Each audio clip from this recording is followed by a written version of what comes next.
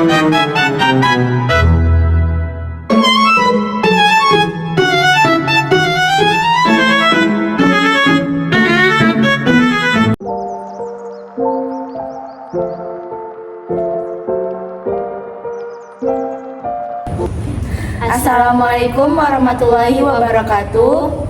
Kami dari kelompok 9 ingin menampilkan cuplikan mengenai konseling gizi mengenai obesitas pada remaja. Saya Nabila Putri Adrian Siregar dengan NIM 521240016 sebagai konselor. Saya Adisiti Aprila dengan NIM 522354030 sebagai remaja yang mengalami obesitas. Berikut cuplikannya.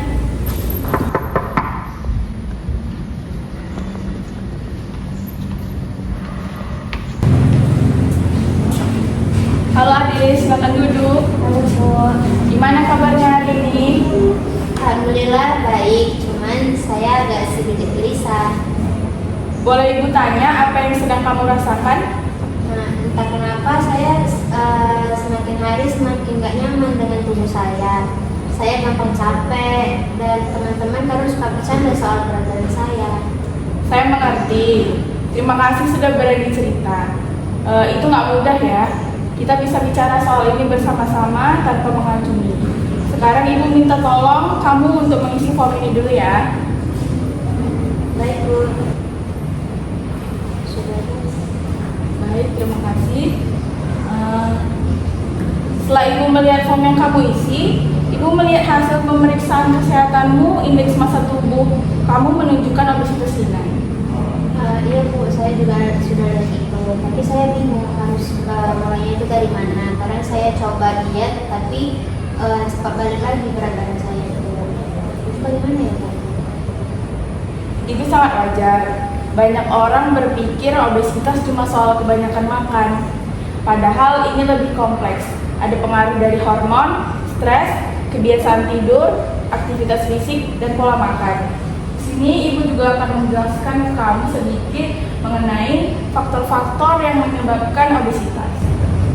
Di sini kamu bisa melihat faktor-faktor yang menyebabkan adanya obesitas, seperti konsumsi zat gizi makro berlebih, frekuensi konsumsi fast food, kurangnya aktivitas fisik, tidak adanya kebiasaan sarapan pagi, riwayat orang tua yang mengalami obesitas, serta pola makan tidak seimbang.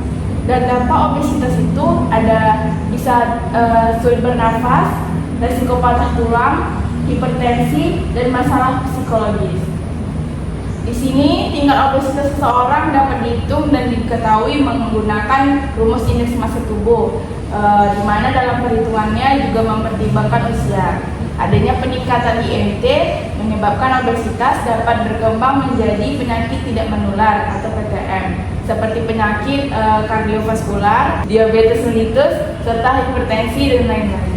Serta penanganan obesitasnya dapat dilakukan dengan perencanaan makan yang benar, dengan asupan nutrisi yang seimbang, perubahan tingkah laku seperti memilih makanan atau masakan rumah, aktivitas fisik seperti berolahraga secara rutin, dan pengobatan seperti konsultasi secara berkala dan dengan perubahan gaya hidup. Nah, setelah saya lihat dari Ibu jelaskan tadi, saya tuh sering juga tuh begadang, apalagi kalau ada tugas sekolah yang numpuk banget, saya suka ngemil biar nggak gemuk. Itu bagaimana ya? Nah, itu salah satu faktornya. Begadang bisa mengacaukan hormon lapar dan kenyang. Akhirnya kita cenderung makan lebih banyak dan lebih sering craving makanan manis atau asin.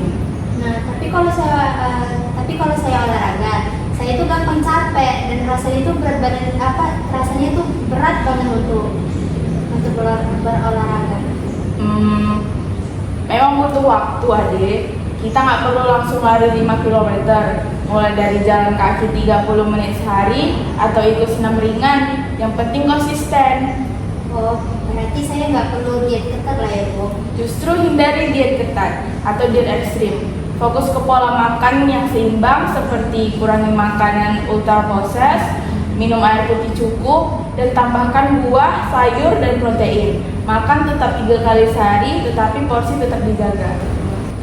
Tapi Bu, kadang saya tuh merasa malu kalau makan makanan yang sehat gitu kan. Soalnya teman-teman saya itu bilang, ih sok diet, padahal tetap gendut. Komentar seperti itu memang menyakitkan, tapi ingat, perubahan butuh waktu. Kamu berhak untuk sehat dan bahagia, bukan demi orang lain, tapi untuk dirimu sendiri.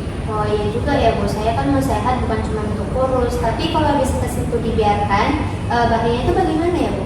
Risikonya cukup banyak, terutama kalau berlanjut sampai dewasa dapat menyebabkan diabetes tipe 2, tekanan darah tinggi, gangguan hormon, bahkan gangguan psikologis seperti depresi.